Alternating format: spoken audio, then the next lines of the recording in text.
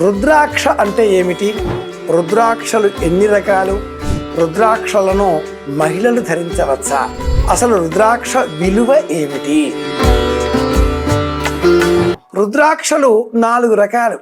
రుద్రాక్ష, భద్రాక్ష, రౌద్రాక్ష, సార్ద్రాక్ష అనే 4 విధాలుగా ఉండేటటువంటి రుద్రాక్షలను మన దేశంలో మనం పొందవచ్చు. ఈశ్వరుడి కంటి నీరు నేలపైన పడి రుద్రాక్ష వృక్షంగా మొలచి ఈ రుద్రాక్షలను మనకు ఫలాలుగా ప్రసాదించినట్లుగా శివపురాణం వర్ణిస్తుంది. నేపాల్ దేశంలో, ఉత్తర భారతదేశంలో అతి విలువైనటువంటి ఏకముఖి రుద్రాక్ష మొదలుగా 32 ముఖాల వరకు ఉండేటటువంటి రుద్రాక్షలు మనకు లభిస్తాయి. రుద్రాక్షకు ఉండే ముఖమేమిటి అంటే, ఇది ఒక రుద్రాక్ష పంచముఖి అనుకుంటే ఈ రుద్రాక్ష పైన ఇలా నిలువుగా ఉండేటటువంటి గీతలు ముఖాలుగా చెప్పబడ్డాయి. ఈ రుద్రాక్షకి 5 ముఖాలు ఉంటే సామాన్యంగా లభించేటటువంటి రుద్రాక్ష. ఈ రుద్రాక్షలలో ఇలా ముఖాలుగా ఉండేటటువంటి గీతలతో లభించేవి ఒక గీతతో ఉండే ఏకముఖి రుద్రాక్ష మొదలుగా 32 గీతలతో ఉండేటటువంటి రుద్రాక్ష వరకు లభిస్తాయి. అవి రుద్రాక్షలు. ఇవి కాకుండా భద్రాక్ష అంటే బల్లపరుపుగా లభించేవి. రౌద్రాక్ష అనేక ముఖాలతో అనేక విభాగాలుగా ఒక వృత్తాకారంగా ఒక నిబంధితమైనటువంటి పద్ధతిలో కాకుండా ఉండేవి.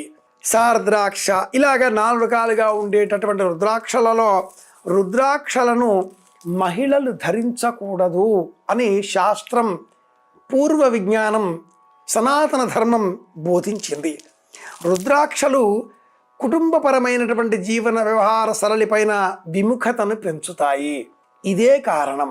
మహిళలు ధరించకూడదు అని చెప్పడంలో ఉండే అంతరార్థం ఏమిటి అంటే, ప్రత్యేకంగా ఏదీ లేదు సుమా.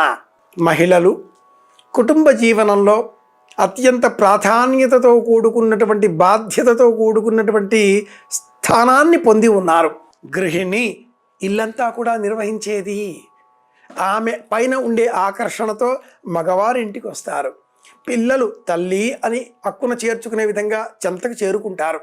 కనుక అలాంటి ఇల్లాలు గృహిణి సంసారం పట్ల విముఖతతో, పరమేశ్వరుడి పైన ఆసక్తితో రుద్రాక్షలు ధరించి అంతటా కూడా నిరాసక్తమైన జీవితాన్ని గడిపితే ఇల్లు నడిచేది ఎలా?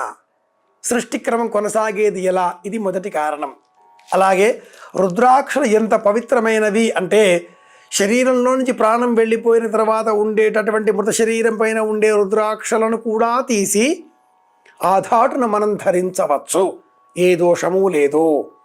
రుద్రాక్షలు ధరించడానికై ఏ విధమైనటువంటి వయస్సు, జాతి, కుల, మత, వర్గ, వర్ణ విచక్షణలు లేవు. సర్వే సర్వులు అందరూ కూడా రుద్రాక్షలు ధరించవచ్చు. సనాతన ధర్మంలో మట్టుకు మహిళలను వైముఖ్యత పెంచుకోకూడదు అనేటటువంటి కారణంతో నిరోధించడం ఒకటి కాగా, మాసిక నియమంలో ఉంటారు అని చెప్పి రెండవ కారణంగా మాత్రమే సనాతన ధర్మం ఆచార రూపంలో మాత్రమే నిరోధించింది. అలాగే బ్రహ్మచారిణి వ్యవస్థలో ఉండేటటువంటి వారు, వివాహానికి పూర్వం ఉండేటటువంటి స్థితిలో ఉండేటటువంటి వారు, వివాహం గృహస్థ ధర్మం అనంతరం వానప్రస్థ సన్యాసాశ్రమాలలో ఉండేటటువంటి వారు రుద్రాక్షలను తప్పక ధరించవచ్చు. గృహస్థాశ్రమ ధర్మంలో ఉన్నవారు మట్టుకు మగవారు కూడా రుద్రాక్షలు ధరించరాదు.